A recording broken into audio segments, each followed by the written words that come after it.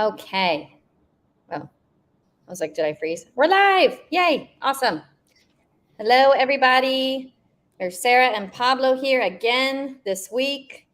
A little bit late today. Been back to back running around. And we're going to be doing these weekly lives. We're going to have topics, but y'all are welcome to put your questions there in the box. We got 3 people on here right now. So we're going to be answering questions, but we also will kind of have a topic here as well to chat with you all. And just remember, so if you do post questions on Facebook, then please put your name because we can't see your profile name there. But with YouTube, I think I can see things on there. So how are you doing today, Pablo? We're doing good. We're doing good. I'm very excited. Today's topic is something that is really close to my heart. I have 2 kids. Uh-oh, I think Pablo froze. And Okay. we just decided to have a lot of questions about what's the life of my child will be in Costa Rica. And we are both parents, so I think we have a lot to say on this topic. I'm a Costa Rican. All right, we lost Pablo. I think Oh, Pablo's got bad internet. Pablo, what's going on with the internet? You're supposed to be in San I don't Jose with know. the best internet. I am. Let me see if I can I do think we're something good. else. I think you're better now. But yes, we do have 2 kids. Well, you have 2 kids. I have a kid. So this definitely seemed like an appropriate topic for today. I work with a lot of families. I'm sure you work with a lot of families. Yeah. So it's very close to our hearts, and I know a lot of you guys might have questions. So if you have questions about what's life for a kid in Costa Rica, it's a good time for you guys to share those questions. Um, I can only talk about my experience, not a teacher or an expert in raising kids. It's a challenge, and I know everybody could agree with me. Having a kid and raising a kid, regardless of your location in Costa Rica or any place, it's a challenge. But I do think there's a few points that we could expand, a few ideas we could expand on this topic. I would say, just if it is hard for you to make this move, uh, it's hard for you to decide to move to Costa Rica or somewhere else. Uh, and then we see a lot of people struggling, with the intercultural part. Uh, I do have to imagine this could be also difficult for your kids. Uh, so I do believe we have to get them involved in this entire. I'm moving to Costa Rica, I'm moving somewhere else. Get them excited about and prepare them for this transition. Absolutely. And what's, I guess, nice from the both of our experiences is you've lived in the Central Valley. Your kids are up there. I mean, that's definitely a different lifestyle. I've primarily been near the beach, sometimes remotely in the mountains. And so I think there's also differences of lifestyles that your kids can have here too. So at least, we both have different perspectives in that. Yeah. So let's talk about a little bit about before we go into the normal. I'll just go like what's having a kid. Maybe it's schooling. Just thinking about the timeline from baby to then teenager or so on. I want to talk about the transition. Let's say somebody already have a kid, which is I don't think is not of our cases. Nope, Pablo froze again. He'll come back. Well, I mean, I can tell you guys that at least, We both. I lived in oh, this. I'm here. I'm here. So I see. you froze. You froze. Yeah. Am I frozen? No, no, no. You're fine. Oh, well, you freeze. You okay? Keep going. You're fine. So we both have the experience of living in 2 different countries. I lived in the States for 8 years, and then I moved back to Costa Rica. And as a Costa Rican, to me, it was shocking, because I was in the U.S. 18 years old all the way to 26 years old, and that in my way back to Costa Rica, it was shocking. So even for a Costa Rican, after living abroad for many years, the intercultural challenge is there. Um, what I seen with many families that move with their kids is that what works best is to get them really involved into this, make it a family mission, not just my personal dream. I'm moving to Costa Rica because it's my personal dream, and I'm making this investment in this other country, far away. I mean, I'm just putting myself in the kid's child, far away from your friends and your high school and your life, and I'm taking you with me. So it's like, taking some, not taking some, como secuestrar, como taking somebody out of their life and putting that person into this other environment. I think this approach could lead into a lot more difficulties, and I want to avoid that and really get them involved and show them, why is this exciting? What are the benefits to moving to these other countries? And there are many benefits of having a kid that lived in different countries. Not just, I mean, I help families, diplomatic families, that every 2 years they move into couple of years, 4 years into one country, and then another season, another 4 years into another country. And their kids, they are raised in a way, they have a they're really open mind to different cultures. They usually speak 2 3 languages, and that itself is an amazing opportunity for any child, Mhm. just to be able to connect with different cultures, have a really international mindset, and be able to respect other cultures. To me, that's amazing. But the kid has to, see the value in this process, especially if your kid is a teenager. Be able to see the value. It's important. I think that's the very first thing I would say if somebody's moving to Costa Rica with Yeah, their kid. and yeah, when we work with families, I always inquire on like, what are your kids' interests? Do they have hobbies? What are their extracurriculars? And usually suggest ways, because kids, I feel like, need like that sense of community, especially they are leaving their community that they're used to. They're coming to a new country, so that's why I like to know what are their interests or potential interests. If a family says, "Oh, it's been my kid's dream to learn how to surf," great. Like, let's get them into that after they get here, or get them excited about new things that they can try here in the country. But also, if they're an avid soccer player, okay, here's where they can play soccer in the area that you're looking at. Hmm. Like, make sure that they can still have some of those pieces of themselves that they know that they already like to do. And also just the community, which a lot of times they can find through private schools, or the schools that they're going to go to. You already they'll start meeting friends. But I think once they start developing a friend group and have that here, then I do see that they seem to get settled in a lot more Hmm. and seem to See, really enjoy the experience. and you brought in a super important point.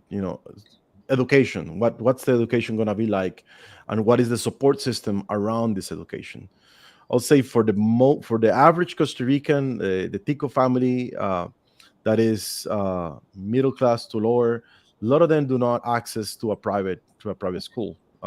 So private schools in Costa Rica are gonna give you, like, my kids are gonna they go to a private school, so they have special classes, taekwondo, the soccer team, this many other things, not just the normal classes, but also many different activities, arts and theater, or all of these different things. And that's easier when your level of income allows you to. But what normally happens with families that do not have access to this, which I do imagine we're going to have somebody that may want to go to public schools because they prefer that, or uh, Mm-hmm. what end up happening is, luckily, what we do is we look for these local clubs or these local Mm-hmm. resources, uh, and I think it's amazing. I mean, you can really quickly integrate into a community if you just walk into the soccer team, or the taekwondo classes or the karate classes, and these are available. I'll say not in every single place, but anytime you are in a small city, a small town to a middle town, you're gonna find lots of this. You're gonna have to do a little digging. It might not be in English though, but it's part of the challenge. It's part of the challenge. It makes I think you the froze again. language a lot easier and faster. They connect better. Yeah, no, exactly. And we've had clients who put their kids in public school too. Mhm. So you can do both ways. It could be public, could be private, and then just finding those hobbies and activities where they're going to find kids in their peer group, and be able to make those connections. So at the school is one thing. I would say, depending on where you're from, and I notice this not just with kids, but in general. Depending where we're from, you may come from a big city. You may be a little, I'll say, alert. If you're coming from New York or from a big city, LA, uh, because of your environment, because of the traffic, because of the fast-paced lifestyle, you're immediately more alert, and then you may be on top of every single detail. Where is my kid? Where is he going? Is he in the jungle? Is he playing with the crocodiles? So that's one case scenario I do imagine. But I also, like, I used to live in South Carolina, which is a small little Beaufort or Bluffton, South Carolina, small towns, Richland, South Carolina, where the lifestyle pace of living was very slow, and people would just be out and about, no worries about anything. And I do remember not feeling any, uh, you know, not feeling any risk, or I would just leave my Jeep. I used to have a Jeep, not like with the soft top, with just open, and just leave my wallet and everything, like, right on the, open. That was the way I used to live, because it was so calm. People were really friendly, and Costa Rica feels like a small town. Like, everything in Costa Rica feels like a small town. Things that you have to be careful. Like, you wanna, and this is just my personal opinion here. Um, Even though you are in a small town and it feels like in a small town, um, I'll just, be aware of, risk that any kid could also have in the US, in any other places. There could be, even depending on the age of your kid, I would say, weed or marijuana offerings, things like that could be a possibility. And I'm sorry to say that and express that, but this, I know this could happen in Costa Rica, in Panama, or in any town, in place in Miami, Florida, or California. And those are the things that you have to be, keep as a parent, protecting your child. I think it's a good idea to look around who are the friends that your kid cultivates, and who they bring home and things like that. That's just my personal thing. Maybe as a Latino, I'm too protective, because I do notice a lot of people, like most Americans, are a lot more open or laid back, and it's just my personal thing. Yeah, I mean, it just depends on the person. I think the attitude's kind of similar. I think most parents there in the United States or North America are going to keep tabs on, who are the kids spending time with? What are they doing? What activities are they engaged in? So Yeah, and I mean, and as far as things to do, depending on where you live, like, uh, if you're here in the Central Valley, yeah, of course you have to be more careful. There's a lot of traffic. There's areas within San Jose or the Central Valley that may be a little risky. That you want to avoid those little, suburbs. There's a lot of things to do. Like, you can go swimming. You can go into a swimming team, or natación. You could go into soccer. All kinds of different activities are going to be in the Central Valley. How to move around, it's easier. Uber and kids can really do many different things, and connect and learn and integrate to the local community. You just have to be careful that you're living in a big city. You have, big city, additional risks. And in the small communities like Jaco or Hermosa, there's also lots of things to do, a lot more things that are outdoor. So, to me, yeah, it's a. and even on like the extracurricular side, so like now that there's more expats moving to some of these beach towns and a lot of families with kids, so even in the southern zone there's lots of things that kids can get into, like classes, there's art, there's play martial arts, there's, especially Hako, has martial arts, gymnastics, dance, soccer, skateboarding, boxing. I mean, there are like all those different kind of standard, maybe not everything. The Central Valley sure would offer more, but in some of these more developed towns where you do have a lot more families, now all of a sudden there is a demand for those things. So I would say we're seeing more of it for sure. Like more organizations are coming up with different kids activities or kids clubs and things like that, because now then kind of more the need is there. So I have a question for you, because I know you have a lot of people move to different areas within Costa Rica. Have you a are you able to map or tell which areas are better prepared for parents with kids? Like which areas may have like more schools or private schools? You know what I mean? Because I mean, Costa Rica is small. There's a lot of places for people to move. I move people into a lot of different places where I don't even think there is a public school. There are somewhere, but uh, I don't know where. When somebody asks me what is the best town for somebody to move with kids because of X or J school. yeah.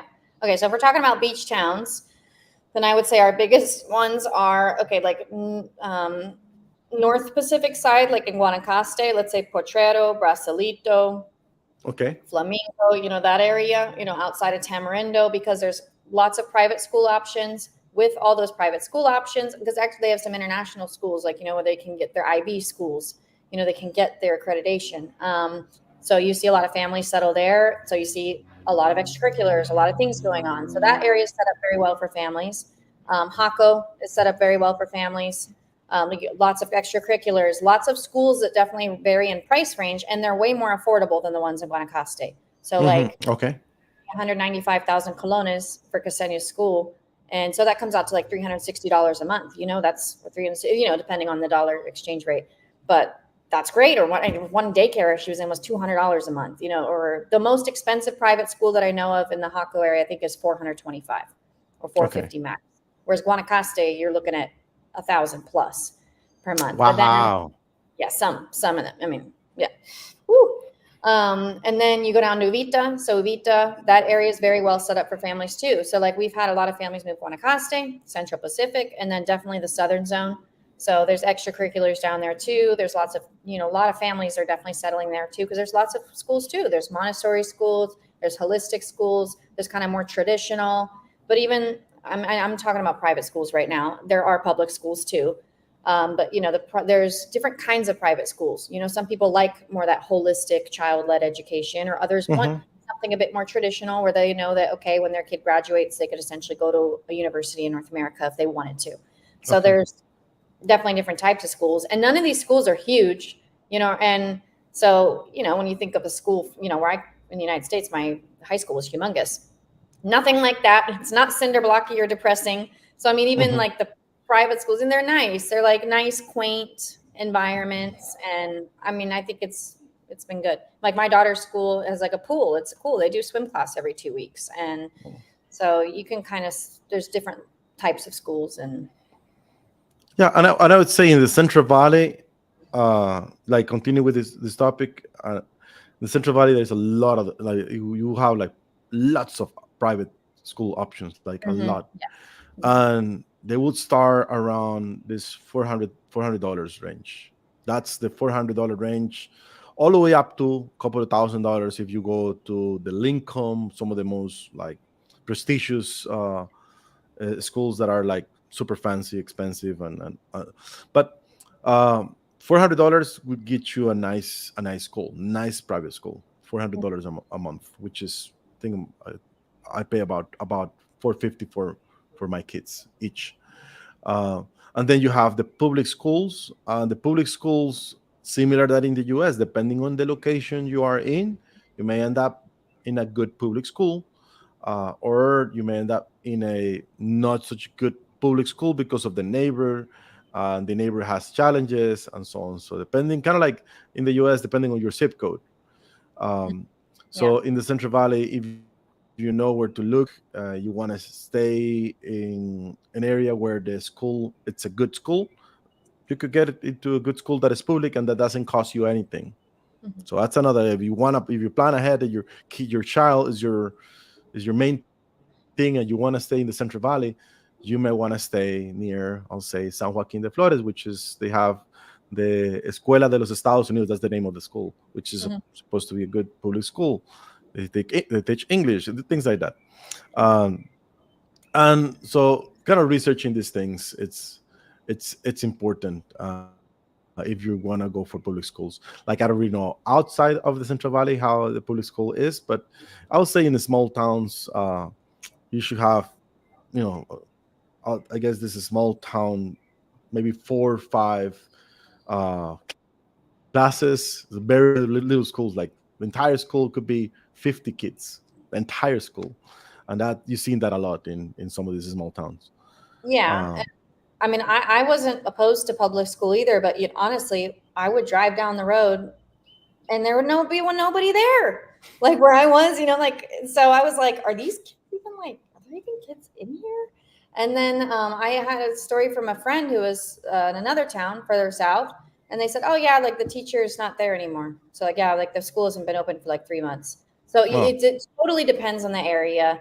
yeah, And at least for us, like, okay, with families, it's not the school, if they want to do private or whatever school they choose, does become kind of a determining factor of where they live.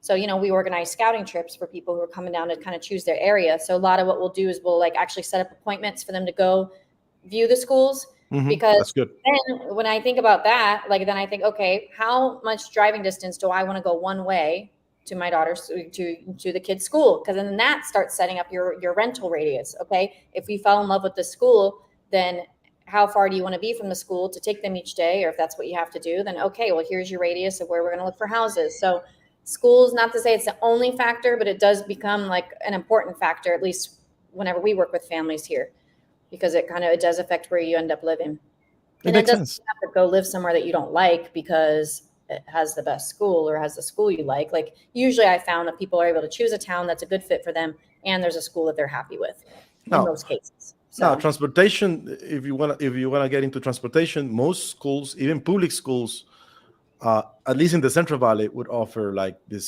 small bus. You pay this. I pay for my kids like 30,000 colones, like $50 a month.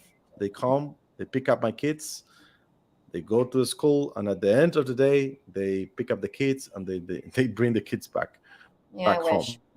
I tried. Uh, There's a private little bus that no, goes that takes kids that are further north, like from Tarcalis down, but there's nobody, like there's nothing that comes south up. And I'm like, can we start that? Like, please. yeah, not your location, but in the Central Valley, it's super easy. Once you get Of maybe course. if you are in Jaco, like closer to the center of Jaco, maybe a way easier. But you are what, maybe 20 minutes away from Jaco, right? 20, 30 minutes away from Exactly. Jaco. Yeah.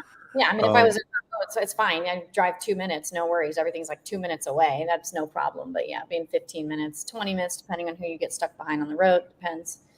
So that's something to consider for sure. Distance to school, and how it could affect your rental and what town you guys end up choosing, really.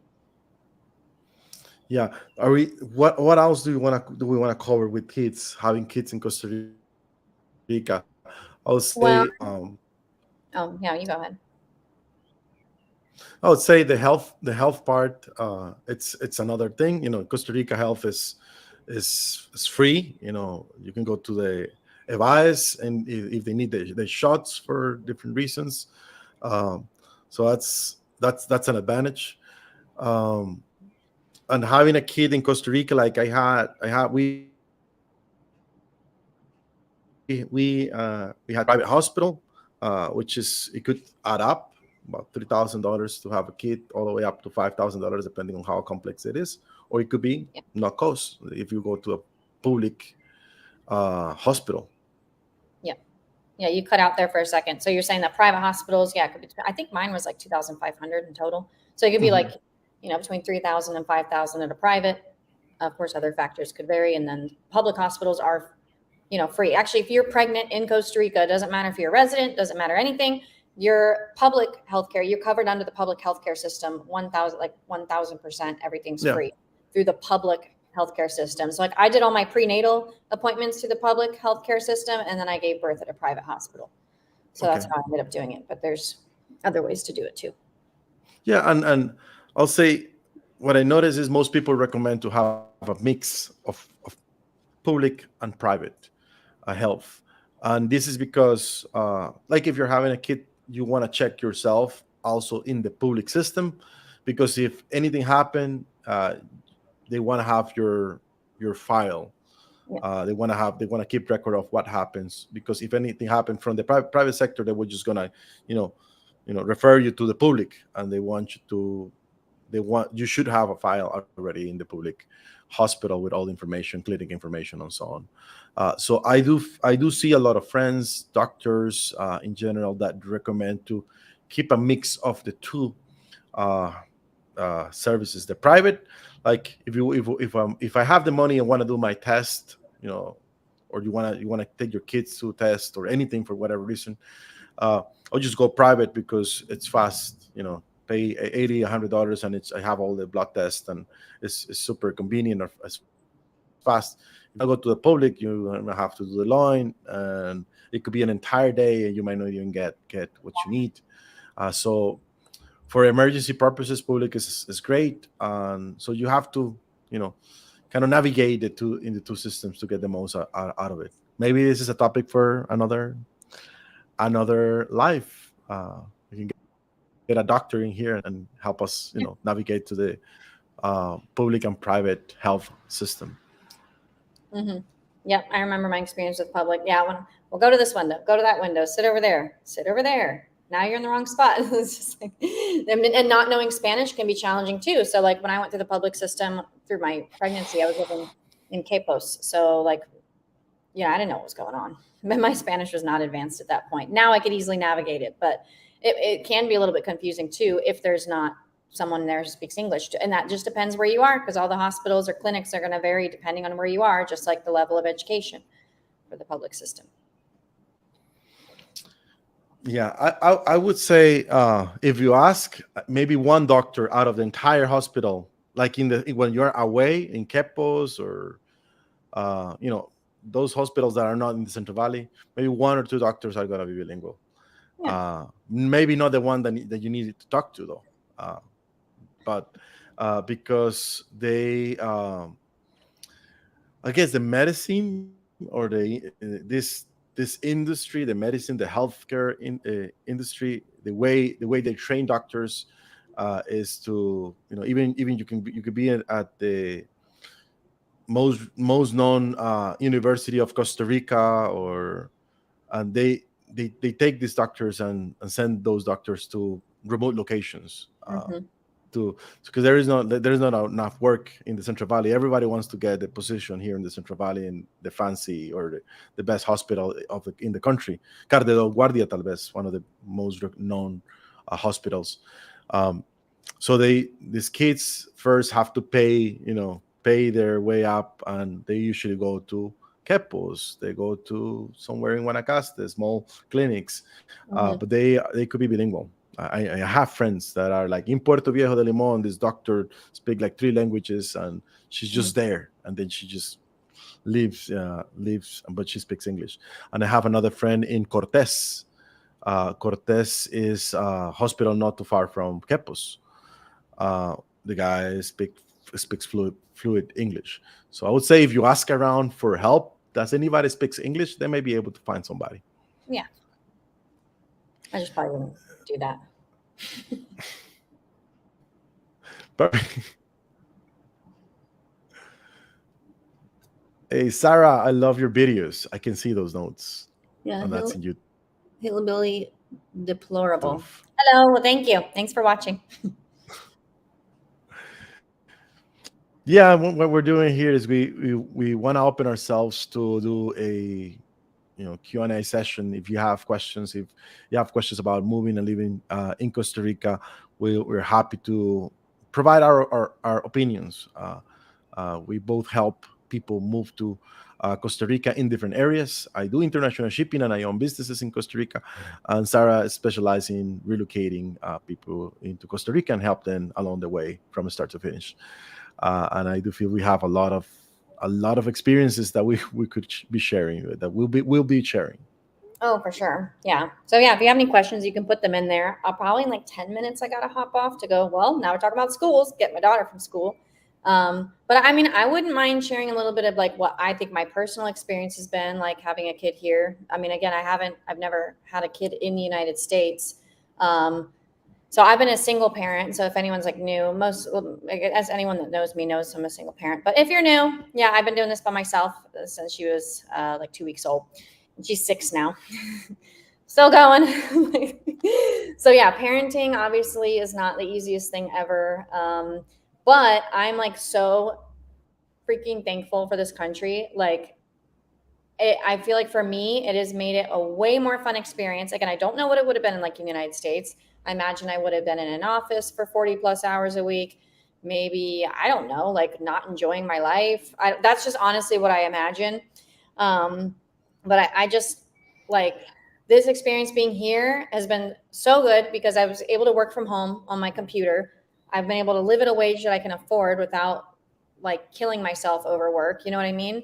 Like actually get to see my daughter and spend time with her growing up. I didn't have to put her into daycare three months after she was born or a month after she was born. And she was home with me for a while. I mean, I put her in school just for some hours when she was 2, just so she could do something, you know? But you know, now she's at an actual school. And for me, it's been like the biggest sense of community. So like when she was a baby and I was living in Dominical, if I was up at 5 or, you know, I was up every 2 hours, you know, and I'd end up walking down to the coffee shop at like 7, grab a coffee, like kind of plop her on the floor, run into like 5 to 7 people that I know, and they're picking her up and taking her for a little walk to look at the river. And, you know, so for me, like being in community has been so important, and it still is. So that's why, you know, Pablo, you know me, my sunsets, you know, I'm like, so I mean, Pablo knows that the sunset time is from 4 to 7. Well, you know, it could start at 4, it could start at 5, it could end at 6, it could end at 11. We don't know. Like yesterday, it ended at 8.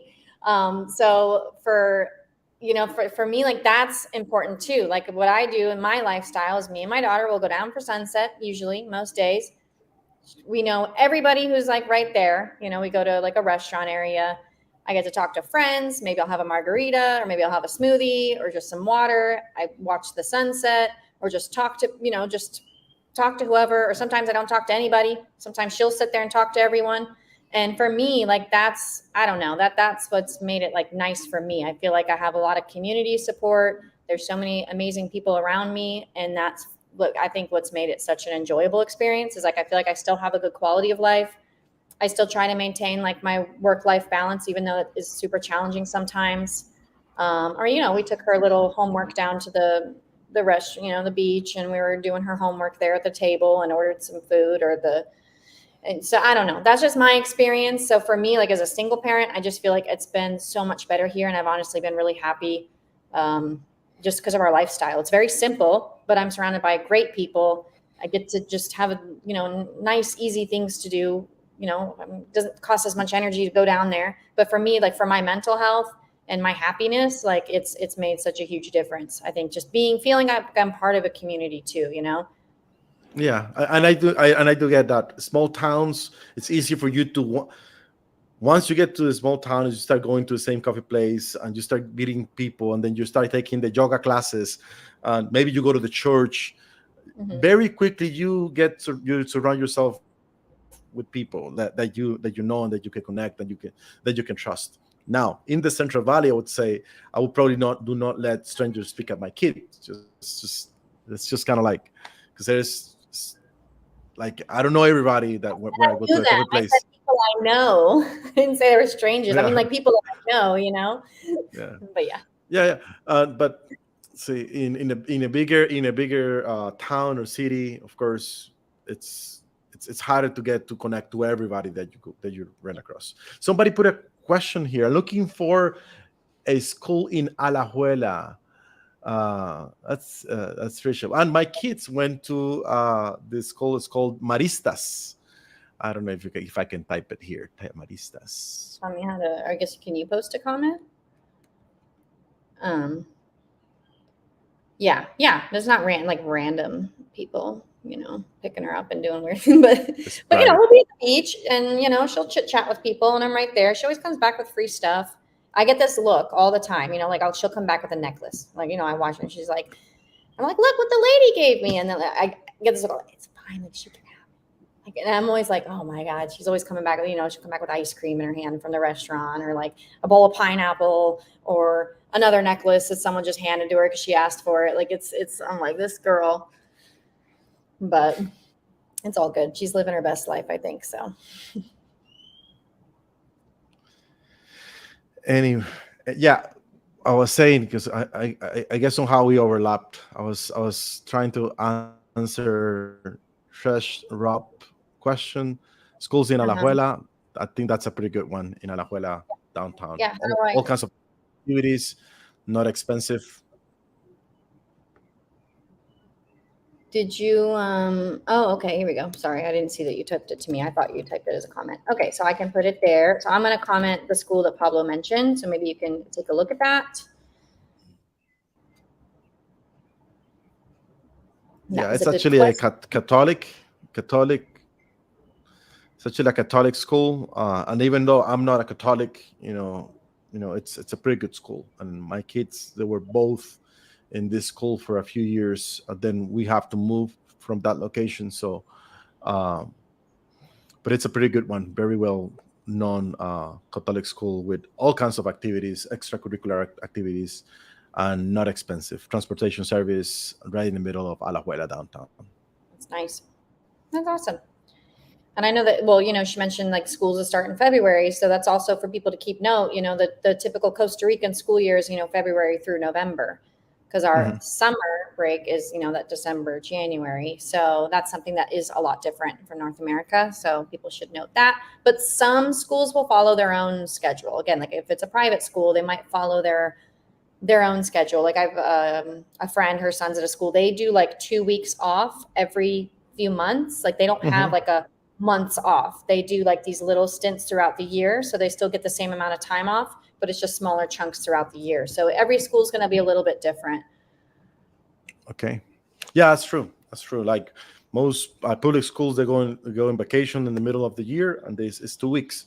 My kids take a month of Mm, vacations, so yeah, it could change a little bit depending on the school. yeah. Um, yeah, that's good. I'm happy we answered one question. Woo! Answer one question.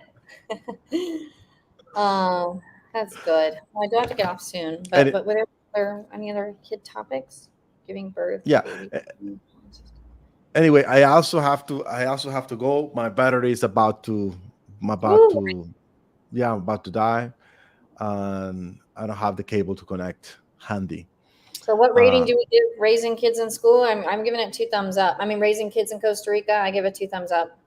I love it. It's. I do feel Costa Rica is a great place to grow. I grow myself. In Costa Rica, my kids are here. There are many challenges as a parent. I do think, just as a reflection, there are a lot of advantages of raising your child abroad. You're gonna teach them intercultural I think we lost him again. interact with the cultures. You're gonna teach them how to speak two languages. Just people alone that speak two languages, the IQ level is higher right off the get go. Right? So you're teaching these additional skills, and on top of that, these soft skills that I think are vital. Um, so that's kind of like the couple of advantages of raising a child abroad. Um, but I'll say, as just as a piece of advice is, and I do kind of like internalize this. If you want to help your kid, you really need to know your kid, and that way, of course, your kid, but if he's shy, what tools this kid might need. If he's very extrovert, if he had some trauma in the past, maybe you're coming out of a bad divorce, things like that. So think about those Hmm. things when you're doing this transition, uh, and take those things in consideration. Get them involved into the entire process, and things are going to be a lot smoother. Yeah. Yeah. Well, cool. Well, thanks for showing up today, Pablo. I'm glad we're doing this. Thanks for anybody who tuned in or anyone who's tuning in after this is already finished. Feel free to still post your little questions down there below. And we'll be back next week. We'll think of a new topic. Or if you guys ever want to submit some topic requests, we can always check the comments on this video to see if there's anything that we want to pull from there. And we can give our Yeah. 2 cents perspectives, because I think we both live somewhat different lifestyles, and it's nice to have the 2 different perspectives plus, you know, the mix of culture there too. So, All right. Thank you very much. all righty. Bye-bye. Bye. I'm off to run around like my chicken with my head cut off for the rest of my day. So, all right. See ya.